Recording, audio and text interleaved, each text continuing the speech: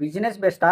ಇಲ್ಲ ಜಾಬ್ ಬೆಸ್ಟಾ? ಅಂದಾಗ ಒಬ್ಬೊಬ್ಬರು ಒಂದೊಂದು ಥರ ಒಪಿನಿಯನ್ ಹೇಳುತ್ತಾರೆ. ಯಾರ್ಯಾರು ಅನುಭವಿಸುತ್ತಾರೆ ಅವ್ರು ಹೇಳುತ್ತಾರೆ. ಒಬ್ಬರು ಬಿಸಿನೆಸ್ ಮಾಡಿದವನಿಗೆ ಸಕ್ಸಸ್ ಆಗಿದ್ರೆ ಅವ್ರು ಚೆನ್ನಾಗಿರುತ್ತೆ ಅಂತ ಹೇಳುತ್ತಾರೆ. ಬಟ್ ಜಾಬ್ ಮಾಡೋನಿಗೆ ಜಾಬೇ ಚೆನ್ನಾಗಿರುತ್ತೆ ಅಂತ ಹೇಳುತ್ತಾರೆ.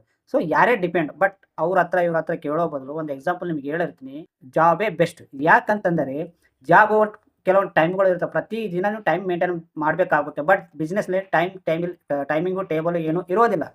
ಸೊ ಬಿಸಿನೆಸ್‌ನಲ್ಲಿ ಬಹಳನೇ ಟೈಮ್ ಅದರಲ್ಲಿ ನೀವು ವೇಸ್ಟ್ ಮಾಡಬೇಕಾಗುತ್ತೆ. ಬಟ್ ಅಮೌಂಟ್ ಕೂಡ ಕೆಲವೊಂದು ಸಾರಿ ಬರುತ್ತವೆ, ಕೆಲವೊಂದು ಸಾರಿ ಬರೋದಿಲ್ಲ. ಬಟ್ ಜಾಬ್‌ನಲ್ಲಿ ನೀವು ರೆಗ್ಯುಲರಿ ನೀವು ಟೈಮ್ ಮೇಂಟೈನ್ ಮಾಡಬೇಕಾಗುತ್ತೆ. ನೀವು ಎಷ್ಟು ಟೈಮ್ ಕೆಲಸ ಮಾಡಿರ್ತೀರಲ್ಲ ಅಷ್ಟು ಸಂಬಳ ನಿಮಗೆ ಬರುತ್ತೆ, ಅಷ್ಟು ಪೇಮೆಂಟ್ ಬರುತ್ತೆ. ಬಟ್ ಬಿಸಿನೆಸ್‌ನಲ್ಲಿ ಕೆಲವೊಂದು ಸಾರಿ ಬರುತ್ತೆ, ಕೆಲವೊಂದು ಸಾರಿ ಬರೋದಿಲ್ಲ.